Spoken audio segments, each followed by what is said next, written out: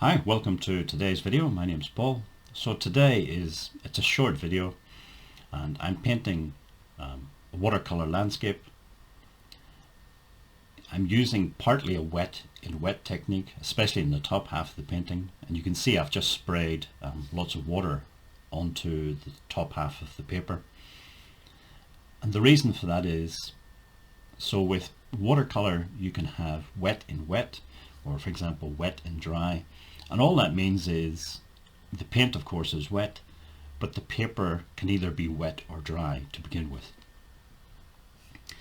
If you put wet paint onto dry paper, as it dries, the different blocks of color, the edges where they meet, you're going to get hard edges.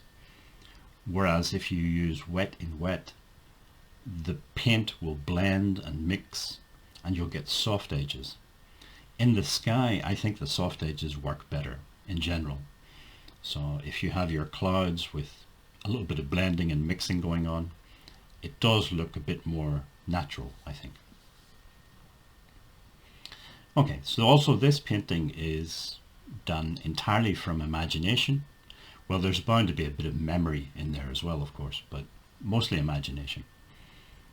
And there are some advantages, I think, of approaching paintings using only imagination with no reference material. If you find that when you're using, say, photographs to paint, and the paintings are coming out a little bit tight, they're not very loose, they're not very free, part of the problem may be using photographs. So photographs contain lots of detail, and actually trying to simplify that detail down and create a painting from it is not a trivial skill. It's quite tricky, especially when you're first getting started. You have to try and learn to see the big shapes and simplify that way. So in terms of big shapes and big elements within the painting, things like the sky, the ground, if it's a coastal view you'll have the sea, those are the main elements. And to free up your style and to create looser watercolors, you maybe, especially at the start, limit the number of elements to say 4 or 5. So the sky and the ground, well, there's the first 2. If you put in some trees, that'll be 3, and so on. You also want to limit your palette, so the number of colors that you're using. And the advantage really of using a limited palette is, again, you can focus just on painting and you don't have to stop and think, well, what color am I going to use? You've only got a handful of colors there. It's a bit like if you have lots of clothes, you have to make decisions about what to wear. If you've only got a few clothes, well, the decision is very simple.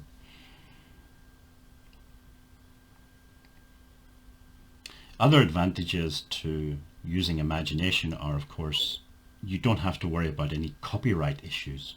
If you're using someone else's photograph, you have to make sure that it's in the public domain. There's no copyright on that photograph. And one other advantage, of course, is when you're using imagination, you can just dive in and start painting. A lot of people spend a lot of time trying to find these reference photographs that they can use, and that slows down the whole process. Some other things for loosening up, you could see at the end there I was flicking paint and water onto the painting. Again, that helps to loosen things up a little bit. And this is the final painting. So in terms of colors, I used a couple of blues. There was a cerulean blue, ultramarine, and then I also at the end added in a little bit of cobalt turquoise, which was a Schminke paint. The other ones are all Sennelier. So there's about 3 blues, there's a green and a yellow. And of course, although you're using a limited palette, as you mix and as paints mix on the paper or on the palette, you can create other greens and things as well. Okay, so very short video today. I hope it was some use to somebody. Remember, if you're using imagination, it can help to loosen things up and free up your style a little bit. So if you'd like to subscribe, just click on the big red button below. You can click on the bell icon beside that. It lets you know when I've uploaded a new video.